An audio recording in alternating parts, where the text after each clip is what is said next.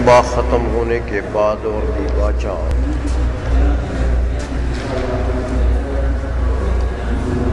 علامہ تفتزانی فرماتے ہیں کہ اعلم ان الاحکام الشرعیۃ منها ما يتعلق بکیفیت العمل. احکام شرعیہ جو ہیں ان میں کے بعض ایسے ہیں جو عمل کی کیفیت سے تعلق رکھتے ہیں، ان کا نام ہے فرعیہ اور عملیہ. اور بعض احکام ایسے ہیں کہ ما یتعلق بالاعتقاد، ان کا نام ہے اصلیہ اور اعتقادیہ. پہلی قسم سے جس علم کا تعلق ہے اس کو علم الشرائع والاحکام، اور دوسری قسم سے جو تعلق ہے اس کو علم التوحید والصفات. یہ علامہ تفتزانی رحمۃ اللہ علیہ نے بنیاد رکھ دیا کتاب کے اگلے مسائل کے لیے. ایک تمہید سی بنا دی انہوں نے. تو اب الاحکام، اعلم ان الاحکام الشرعیہ، احکام چونکہ جمع ہے حکم کی، تو جمع کا معنی اس وقت سمجھ آ سکتا ہے جبکہ اس کے مفرد کا معنی سمجھ آ جائے. اس لیے علامہ خیالی نے للحکم معان ثلاثۃ شروع کر دیا. تو جب حکم کے معانی آپ جان لیں گے، اس کے بعد آپ کو یہ بتائیں گے کہ یہاں پر یہ جو علم کے بعد ان الاحکام کا ذکر ہے، یہ احکام میں حکم کا کون سا معنی مراد ہے اور حکم کا کون سا معنی مراد نہیں ہو سکتا. نہیں ہو سکتا تو کیوں نہیں ہو سکتا؟ ہو سکتا ہے تو کیوں ہو سکتا ہے؟ یہ آپ کو علامہ خیالی بتائیں. تو سب سے پہلے تو تمہیداً بتاتے ہیں کہ حکم کے 3 معنی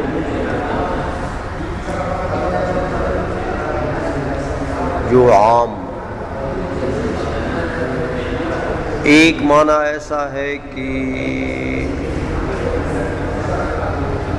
وہ تو عام معنی ہے. عام کے معنی یہ ہے کہ وہ تقریباً تمام علوم میں وہ استعمال ہوتا ہے. اس لیے بعض لوگ اس کو عرفی معنی کہتے ہیں، بعض لغوی کہتے ہیں. اور دوسرا معنی اہل منطق کا ہے. جو حکم اصطلاحات منطقیہ میں استعمال ہوتا ہے تو اس وقت منطقی لوگ حکم سے یہ معنی لیتے ہیں.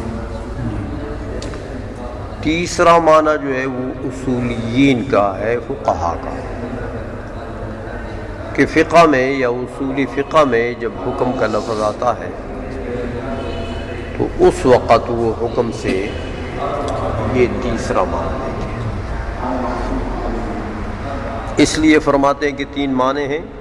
پہلا معنی ہے جو عام ہے، جو تقریباً ہر جگہ صحیح ہوتا ہے، وہ ہے نسبت امر الی آخر ایجابا او سلبا. یہ ایسا معنی ہے کہ منطقی لوگ بھی اس کو استعمال کرتے ہیں اور باقی فنون میں بھی یہ استعمال ہوتا ہے کہ ایک امر کی نسبت دوسرے کی طرف ایجابی ہو یا سلبی ہو. جیسے محمول کی نسبت آپ موضوع کی طرف کرتے ہیں، خبر کی نسبت آپ مبتدا کی طرف کرتے ہیں. اب وہ نسبت جو ہے وہ پھر عام ہوتی ہے، کبھی ایجابی ہوتی ہے. ہاں یعنی کبھی ثبوتی ہے، کبھی سلبی ہے. ایک تو اس معنی سے، نسبت کے معنی سے حکم آتا ہے، یعنی نسبت بین شیئین کو حکم کہتے ہیں. دوسرا معنی مناطق کا جو عام طور پر وہ استعمال کرتے ہیں، وہ کہتے ہیں کہ وہ ہے ادراک وقوع النسبت ولا وقوعها. یہ جو وقوع النسبت یا لا وقوع النسبت، اس کا ادراک، یہ وقوع النسبت اور لا وقوع النسبت جو ہے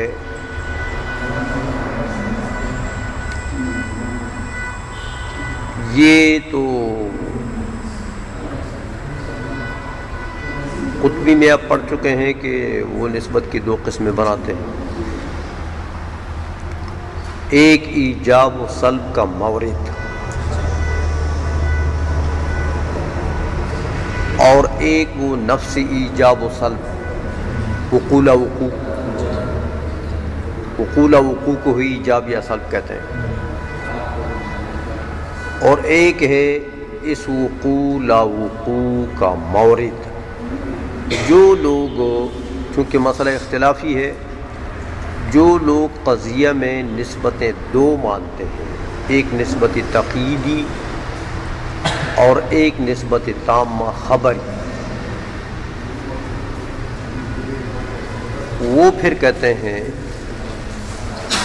کہ یہ وقوع لا وقوع جو ہے یہی وہ نسبت تامہ خبری ہے، اور اس وقوع لا وقوع کا جو مورد ہے، یہ جس پر وارد ہو گیا،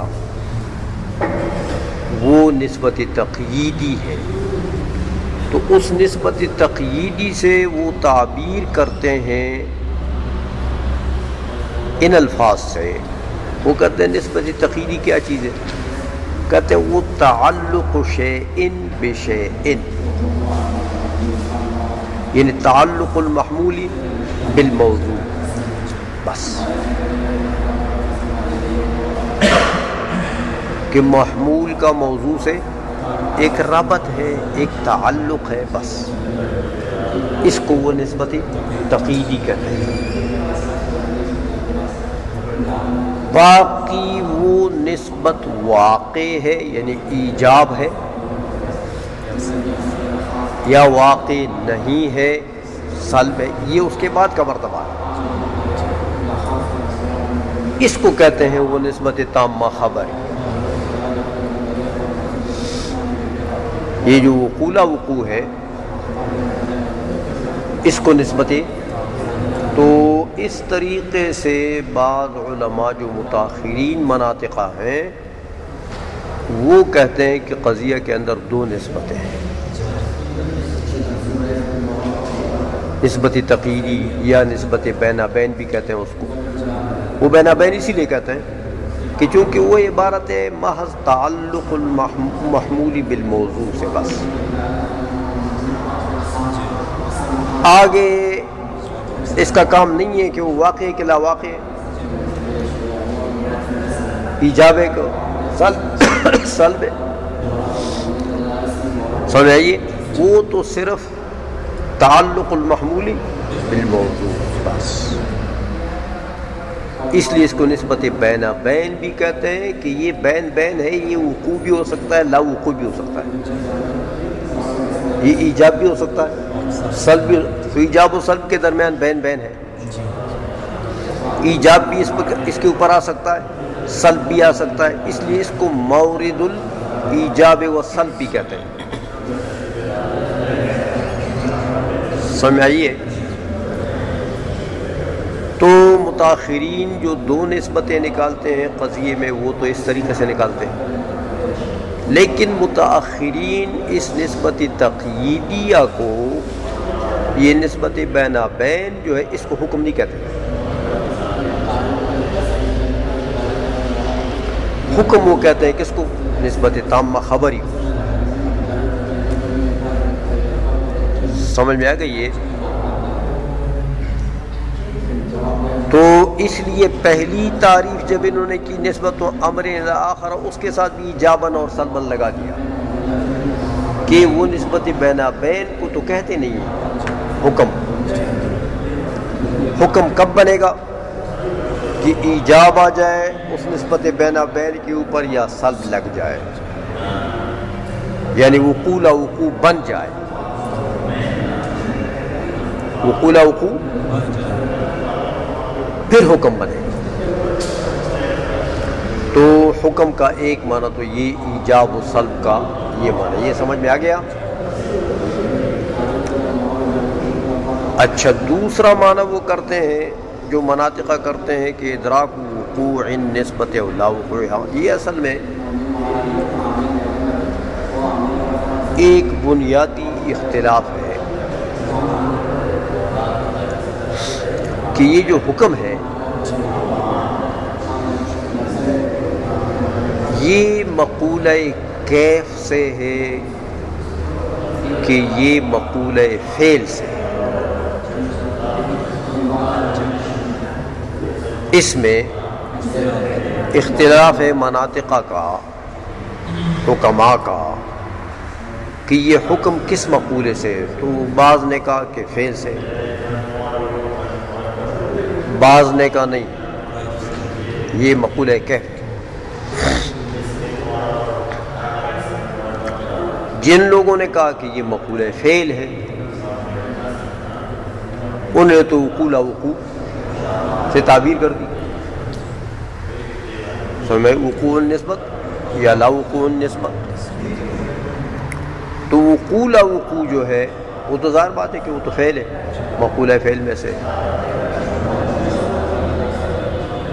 اور جو لوگ یہ کہتے ہیں کہ نہیں حکم جو ہے یہ مقولہ کیف میں سے ہے، وہ کہتے ہیں اس وقوع لا وقوع کا نام حکم نہیں ہے،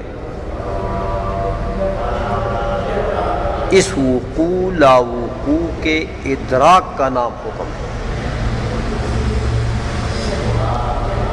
وقوع لا وقوع کہ اس لیے وہ کہتے ہیں کہ قضیہ میں تین علوم ہیں، یعنی کم از کم تین تصورات ہیں. وہ جو متاخرین ہیں وہ تو چار مانتے ہیں، وہ نسبت بین بین والا بھی مانتے ہیں، لیکن متقدمین وہ کہتے ہیں قضیے میں تین تصورات ہیں. ایک ہے تصور موضوع، دوسرا ہے تصور محمول، تیسرا یہ ہے ادراک وقوع نسبت لا وقوع. تو یہ جو ادراک ہے یہ کیا ہے؟ یہ مقولہ کیف میں سے، اس کو وہ حکم کہتے ہیں. تو اس کے معنی یہ ہوئے کہ گویا کہ یہ لوگ حکم کو مقولہ کیف میں سے مانتے ہیں اور حکم کو ادراک مانتے ہیں. حکم کو نفس وقوع لا وقوع حکم نہیں مانتے، وقوع لا وقوع کا ادراک اس کو حکم کہتے ہیں. سمجھ میں آ گئی یہ بات؟ اچھا، تو اب اگر نفس وقوع ہے، دیکھو نا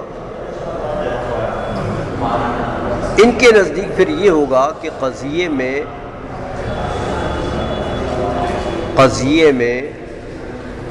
گویا کہ اگر وقوع لا وقوع ہے مگر اس وقوع لا وقوع کا ادراک جب تک نہیں ہوگا تو قضیہ کا تصدیق حاصل نہیں ہو سکتا. عائشہ میں اس کا ادراک ہوگا تو پھر قضیے کی تصدیق حاصل ہوگی.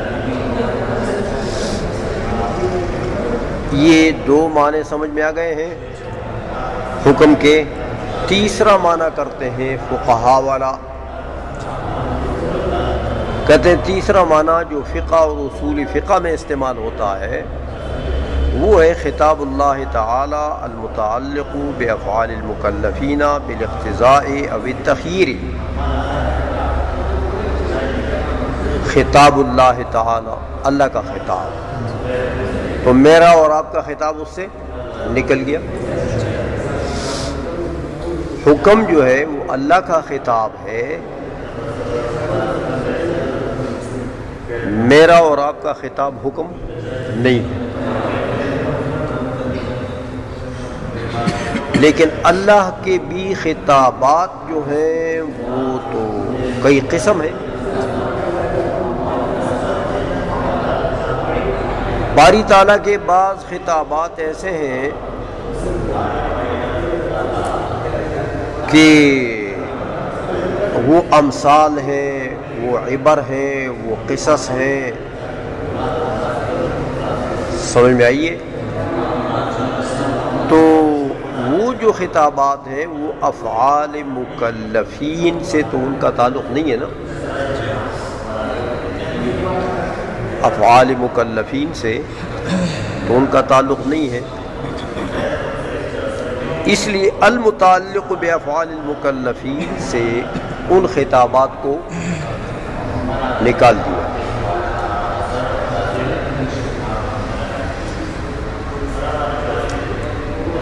اب مکلفین کے افعال سے جن خطابات کا تعلق ہے کہتے ہیں بالاقتضاء او التخییر. وہ خطاب جس میں یا طلب ہو یا تخییر ہو، تو وہ خطابات جن میں طلب بھی نہیں ہے تخییر بھی نہیں ہے وہ بھی نکل گئے. کیونکہ بعض خطابات ایسے ہیں جن میں مکلفین کے افعال کا حسن بیان ہے، عباد کے افعال کا حسن بیان ہے، یا ان کے افعال کے قبح کا بیان ہے. تو اب اس میں تو نہ اقتضاء ہے نہ تخییر ہے، اس لیے وہ بھی حکم نہیں ہوں گے. آئی سمجھ میں؟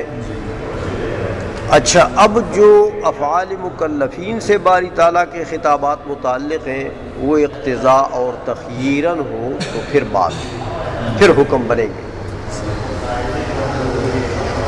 اقتضاء اور تخییر کی میں آپ کو تشریح کر چکا ہوں، یاد ہے؟ اقتضاء بمعنی طلب. اب طلب فعل ہے، طلب یعنی طلب ثبوت فعل، وجود فعل کہ اس کام کو کرو، مع المنع عن الترک، ترک سے منع بھی.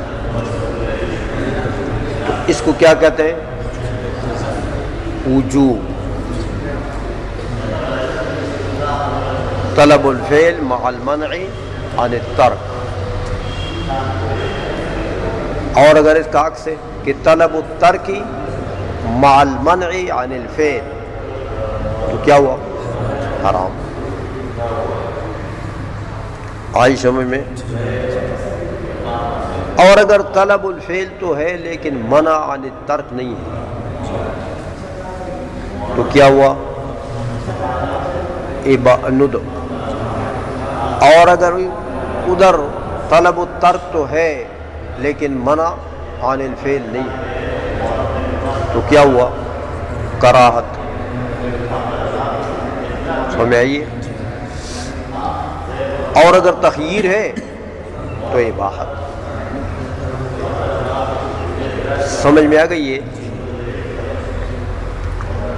تو یہ جو اللہ کا خطاب مکلفین کے افعال سے متعلق ہیں اقتضاءً یا تخییراً، اس کا مفاد اور جو کچھ اثر مرتب ہے ان کا اثر مرتب وہ کیا چیز ہے؟ یہی احکام خمسہ ہے.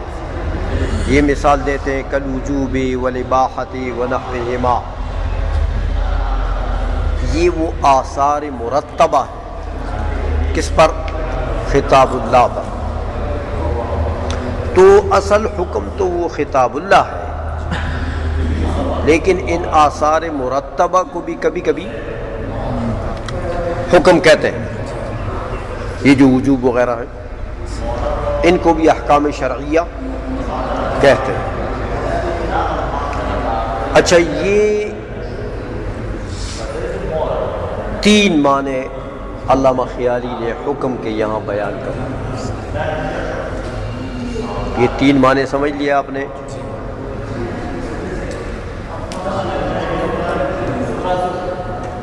اس کے بعد اب علامہ خیالی شروع کرتے ہیں اس بات کو کہ کون سا معنی یہاں پر نہیں بن سکتا اور کون سا بن سکتا ہے۔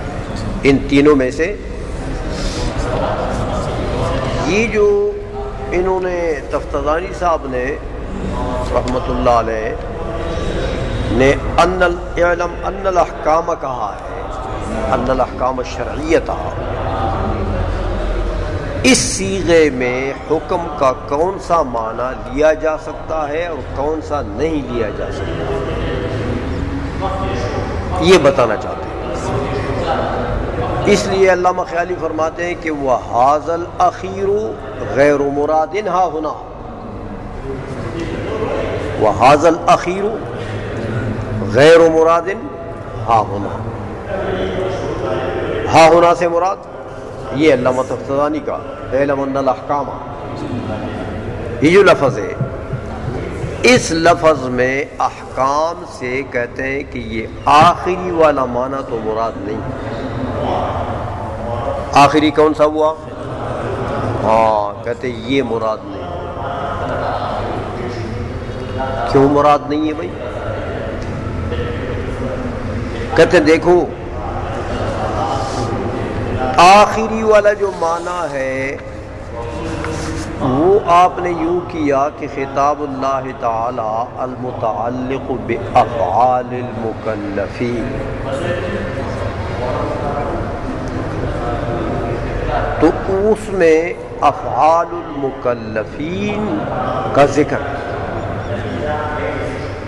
حکم کی تعریف میں۔ تو یہ جو افعال المکلفین ہیں ظاہر اور متبادر معنی افعال المکلفین کا کون سا ہے؟ کہ افعال جوارح۔ افعال سے کون سے افعال مراد ہیں؟ جوارح۔ سمجھ میں آ گئی یہ؟ تو یہ جو تعریف ہے، تیسری تعریف خطاب اللہ تعالی، یہ تو ان خطابات باری تعالیٰ پر صادق ہے جو افعال جوارح سے متعلق، افعال جوارح سے متعلق۔ تو یہاں پر تو احکام کا لفظ یہ جو علامہ تفتزانی نے لکھا ہے کہ ان الاحکام الشرعیۃ، یہاں احکام سے تو مراد عام لیتے ہیں، اسی لیے تو آگے تقسیم کر رہے ہیں کہ منہا ما یتعلق بکیفیت العمل وتسمى فرعیۃ وعملیۃ۔ تو دیکھو فرعیہ عملیہ بھی اس میں آ گئے، لیکن ومنہا ما یتعلق بالاعتقاد، ایک قسم یہ بھی ہے۔ تو یہ جو حکم ہے ان الاحکام الشرعیہ، یہ تو تفتزانی صاحب یہاں مراد لیتے ہیں عام، چاہے افعال جوارح میں سے ہو اور چاہے افعال قلب سے ہو، اعتقادیات۔ سمجھ آ گئی ہے؟ تو اس تعریف میں، اس تیسری تعریف میں تو افعال مکلفین کا ذکر ہے، تو افعال سے ظاہر اور متبادر کون سا معنی ہے؟ افعال جوارح۔ تو میرے بھائی اگر یہ معنی لیتے ہو احکام حکم سے یہاں پر، تو یہ حکم تو پھر مشترک نہیں بنے گا، دو قسموں میں کہ اس میں احکام اعتقادیہ بھی آ جائیں اور احکام فرعیہ بھی آ جائیں، بلکہ یہاں تخصیص ہو گئی ہے کہ اس میں تو احکام فرعیہ آ جائیں گے لیکن اعتقادیہ تو اعتقادیہ کی طرف پھر اس کی تقسیم کرنا یہ تو پھر غلط ہوا، پھر تو یہ اعتقادیہ کا قسیم بن گیا، اعتقادیہ اس کا قسم نہیں بن سکتے۔ پھر بات سمجھ میں آ گئی ہے؟ تو ایک وجہ تو علامہ خیالی نے یہ بتا دی ہے کہ بھئی یہاں یہ معنی خطاب اللہ تعالی یہ معنی یہاں نہیں مراد لیا جا سکتا، سمجھ میں آ گئی ہے؟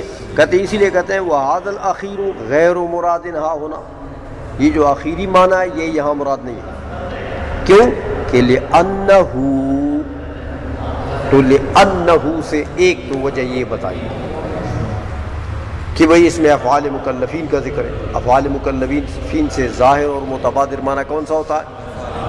افعال جوارح، تو یہ تو پھر قسیم بن جائے گا، عام نہیں ہوگا، مشترک نہیں ہوگا دونوں۔ پھر کہتے ہیں یا اگر احکام حکم سے مراد خطاب اللہ تعالی المتعلق بافعال المکلفین، ان افعال کو اگر ہم تعویل کر دیں، ظاہر اور متبادر معنی پر حمل نہ کریں، اگر ظاہر متبادر پر حمل کریں گے تو پھر تو نہیں بنتا ہے نا، یہ پھر تو آخری معنی مراد نہیں لے سکتے، لیکن اگر تعویل کریں اس میں اور ہم یہ کہیں کہ چلو یار یہ افعال مکلفین عام ہے، افعال جوارح ہوں یا افعال قلب، اگر یہ تعویل بھی کر لیں تو پھر تو احکام اعتقادیہ کو شامل ہو جائے گا نا۔ تو یہ تکلف اگر ہم یہاں کر بھی لیں، خلاف متبادر معنی جو عام معنی ہے وہ ہم لے لیں تو پھر بھی کام نہیں بنے گا۔ دیکھو اس لیے کہ پھر آپ جب حکم کا معنی آپ نے لیا خطاب اللہ تعالی، تو خطاب اللہ تعالی المتعلق بافعال المکلفین، افعال سے مراد عام ہو گئے، چلو اعتقادیات بھی آ گئی، لیکن یہ بتاؤ کہ ابھی میں نے بتایا آپ کو کہ خطاب اللہ تعالی جو ہے ہاں یہ منحصر ہے کس میں؟ وجوب، حرام، ندب، مکروہ، اباحت، یہ ہے نا۔ تو اس کا تو مطلب یہ ہوگا کہ چاہے افعال مکلفین کے افعال، چاہے افعال جوارح ہوں، چاہے افعال قلب، وہ منحصر ہوں گے ان پانچوں میں۔ تو علم کلام کے احکام بھی منحصر ہو جائیں گے کس میں؟ ان پانچوں میں۔ سمجھ آئیے؟ اگر یہ معنی لیں گے یہاں پر اور تکلف بھی کرے، عام لے لیں، تو پھر تو جس طرح علم فقہ کے ان پانچوں میں منحصر ہے، اسی طرح علم کلام بھی ان پانچوں میں منحصر ہو جائے گا۔ تو میرے بھائی علم کلام کے احکام تو ان پانچوں میں منحصر نہیں ہے۔ دیکھو کہتے ہیں کہ لِأَنَّهُ وَإِنْ عَمَّ الْفِعْلُ الْاعْتِقَادَ، کہتے ہیں اگر فعل کو ہم عام بھی کریں، چلو اعتقاد کو بھی شامل ہو جائے، تو اب تو تم کہو گے کہ اعتقادیات تو آ گئے، تو کہتے ہیں ہم نہیں لے سکتے، اس لیے کہ لیکن یلزم انحصار مسائل الکلام فی العلم بالوجوب واخواتہ، پھر اس سے لازم آ جائے گا کہ علم کلام کے مسائل بھی منحصر ہو جائیں کس میں؟ علم بالوجوب وغیرہ میں، ان پانچوں میں۔ تو علم الکلام کے مسائل ان پانچوں میں منحصر ہیں۔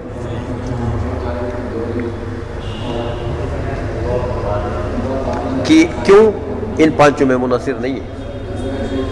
اس لیے نہیں ہے کہ یہ پانچوں تو احکام شرعیہ ہے نا، جس طرح تفتزانی صاحب نے ان الاحکام الشرعیہ تھا، تو احکام شرعیہ سے کیا مطلب؟ ماخوذ من الشرع، ابھی بتائیں گے،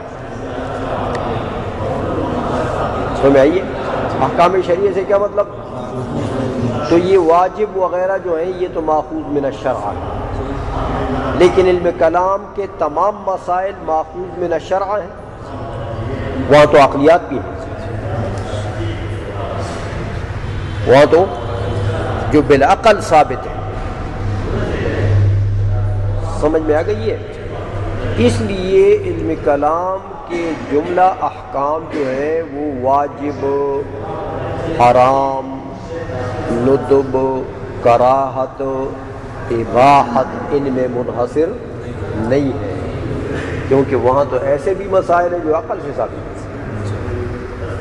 اور یہ واجب وغیرہ جو ہیں یہ تو سب احکام شرعیہ۔ سمجھ میں آ رہی ہے بات ہو؟ اس لیے کہتے ہیں بھائی یہ لازم باطل ہے۔ اگر یہ معنی لیتے ہو خطاب اللہ تعالی المتعلق بافعال المکلفین، یہاں پر یہ جو احکام شرعیہ لفظ بولا ہے تفتزانی نے، تو پھر تو لازم آ جائے گا کہ جس طرح فقہ کے احکام منحصر ان پانچوں میں، کلام کے بھی ان پانچوں میں منحصر ہو جائیں، تو یہ لازم تو باطل ہے۔ علم کلام کے احکام تو ان پانچوں میں منحصر نہیں ہے، تو پتہ لگا کہ یہ معنی مراد یہاں پر نہیں ہے۔ بات سمجھ میں آ گئی ہے؟ اچھا، ایک تو یہ لفظ لازم آ جائے گا، یہ خرابی لازم آ جائے گی اگر خطاب اللہ مراد لیتے ہو۔ دوسری خرابی یہ لازم آ جائے گی کہ دیکھو اس تعریف میں، حکم کی اس تعریف میں خطاب اللہ، خطاب کی اضافت اللہ کی طرف ہے نا، تو جب خطاب اللہ کا ہو گیا، خطاب تو حکم شرعی تو ہو گیا۔ اللہ کا خطاب کیا ہوتا ہے؟ حکم شرعی۔ تو پھر اگر یہاں پر اعلم ان الاحکام، یہاں اگر خطاب اللہ تعالی المتعلق بافعال المکلفین احکام سے مراد ہے، تو پھر الاحکام الشرعیہ، احکام کے لیے یہ صفت لانا شرعیہ، تفتزانی صاحب جو لا چکے ہیں کہ اعلم ان الاحکام الشرعیہ، یہ شرعیہ کا لفظ مستدرک ہو گیا کہ نہیں؟ کیونکہ جب خطاب اللہ ہے تو خطاب اللہ تو ہوتا ہی وہی ہے جو حکم شرعی ہو، تو حکم، اس حکم کی تعریف میں شرعی کا لفظ ماخوذ ہے، تو پھر حکم کو مقید کرنا شرعیہ کے ساتھ، یہ قید مستدرک اور زائد ہوا کہ نہیں ہوا؟ تو اگر یہ تعریف مراد لیں گے تو یہ دوسری خرابی۔ ایسا میں کہتے ہیں واستدراک قید الشرعیت، واستدراک قید الشرعیت، کہ شرعیہ کی جو قید یہاں تفتزانی سے ہم نے لگائی ہے احکام کے ساتھ، یہ قید کیا ہو جائے گا؟ یہ مستدرک ہو جائے گا۔ دو خرابیاں تو یہ لازم آتی ہیں اگر خطاب اللہ تعالی المتعلق، اگر یہ ہم فقہا والا جو معنی ہے حکم کا یہ مراد لیتے ہیں، تو دو خرابیاں یہ لازم آتی ہیں۔ کہتے ہیں ہاں یہ جو استدراک ہے، سمجھ میں آئیے،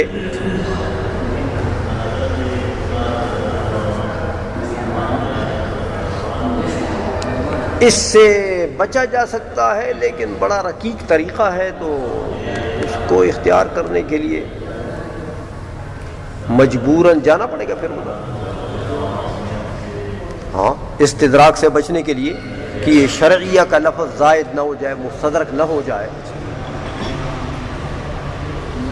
اس سے بچنے کے لیے ایک طریقہ ہے، وہ یہ کہ یہ جو خطاب اللہ ہے، یہ لفظ ہے نا، اس اضافت کو ختم کیا جائے، لفظ اللہ کو نکال دیا جائے،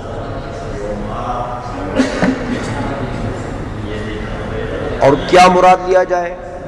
الخطاب، الخطاب۔ سمجھ میں آ گئی ہے؟ الخطاب المتعلق بافعال المکلفین، تو پھر شرعیہ کی قید لگانا ٹھیک ہو جائے، کیونکہ خطاب کو ہم نے اللہ کی طرف مضاف کر کے تو شرعی بنا دیا تھا نا،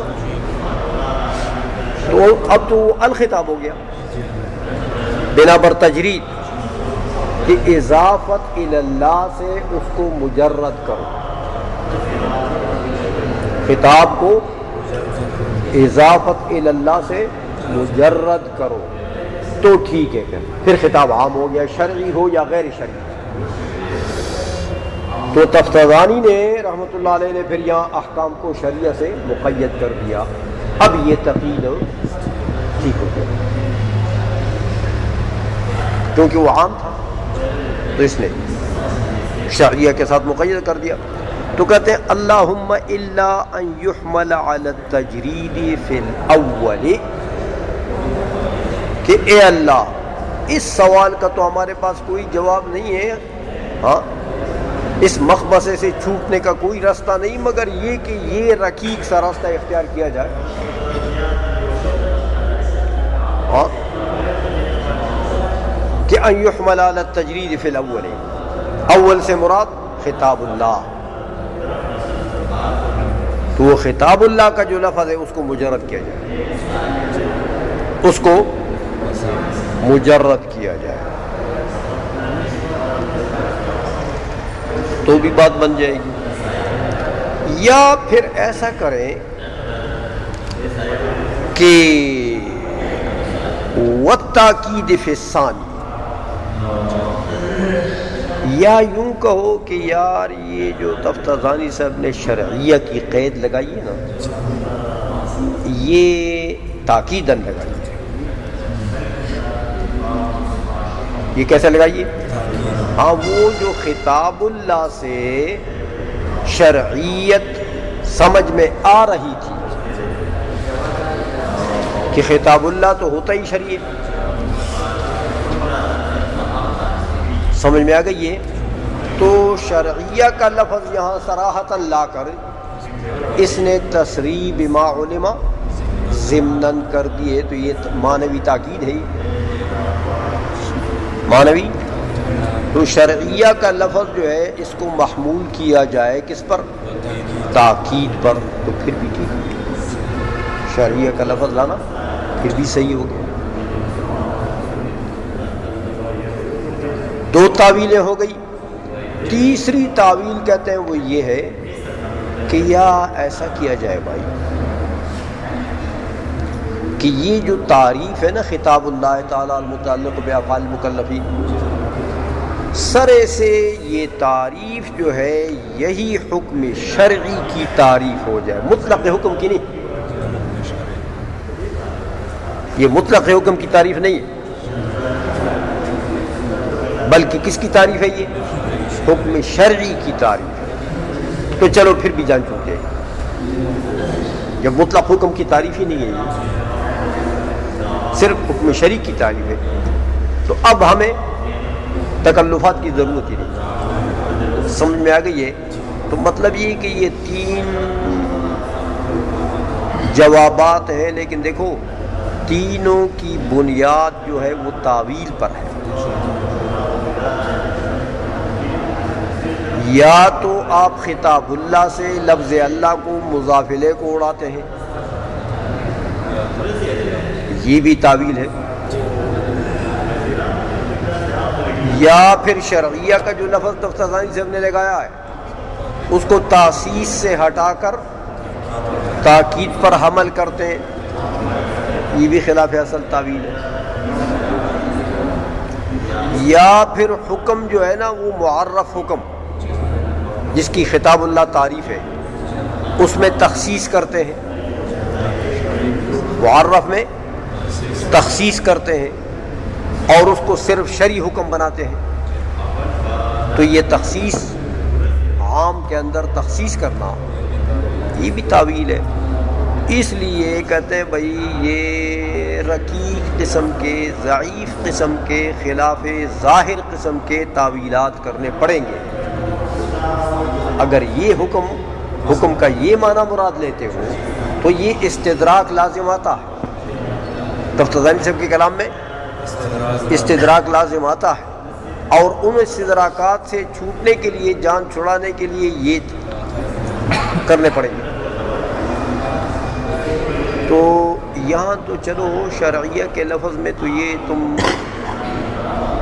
تعویلات کر کے تو جان چھڑا لو گے، لیکن پہلے والا جو استحالہ ہے اس کا تو کوئی جواب نہیں ہے۔ سمجھ آ گئی یہ کہ لیکن یلزم انحصار مسائل الکلام فی العلم بالوجوب واخواتی، اس کا کوئی حل نہیں ہے۔ تو مطلب یہاں اگر آپ اس دوسرے خرابی کو نکالنے کے لیے اگر آپ تعویلات بھی کر لیں گے تو پہلے والا استحالہ تو لازم ہے، پہلے والا استحالہ تو، اس لیے یہاں پر خطاب اللہ مراد لینا صحیح نہیں ہے۔ سمجھ میں آ گئی ہے؟ لہذا تین معنوں میں سے ایک معنی کے متعلق تو بتا دیا کہ یہ معنی تو مراد لینا یہاں پر صحیح، سمجھ گئے ہو گیا۔